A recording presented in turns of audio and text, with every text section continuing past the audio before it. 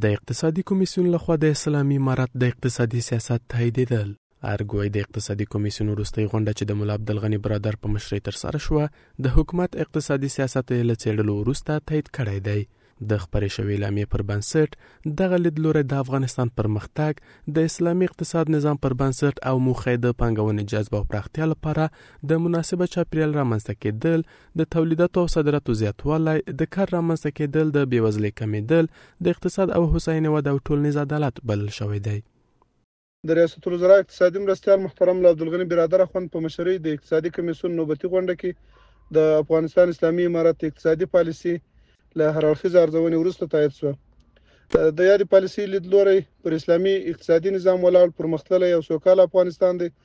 او موخې یې د پانګونې د جذب او پراختیا لپاره د مناسب چاپیریال رامنځته کول، د کورنیو تولیداتو او صادراتو زیاتول، د کاري فرصتونو برابرول. یو شمېر کارپوهان هم باور لري چې په هیواد کې د پانګونې شته فرصتونو ته په کتو سره د دغه سیاست اجرایي کېدل کولی شي په اقتصادي وده او د بېوزلۍ کمېدو کې مرسته وکړي. دوی ټینګار کوي د پانګونو په زیاتېدو اړتیا کموالی مومي او په هیواد کې به کاري فرصتونه ډېر شي.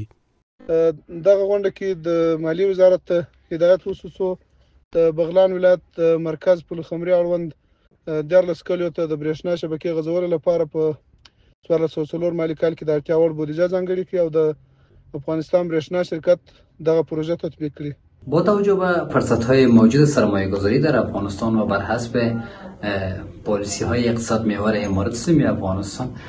جلب سرمایه‌گذاری‌های داخلی و خارجی در بخش‌های مختلفی که منابع خوب سرمایه‌گذاری در افغانستان میباشند میتونه هم از وابستگی افغانستان بیشتر به واردات جلوگیری صورت بگیره. له دې سره دغه کمیسیون د اقتصادي سیاست په تایید سره هم مهاله په بغلان کې د 14 کلیو د برېښنا پروژو غځولو او په بلخ او سرپل کې د 2 سوداګریزو بازارونو جوړولو طرح هم تایید کړه او په پام کې د خصوصي برخه 340 میلیون افغانۍ پر دې 2 پروژو پانګونه وکړي.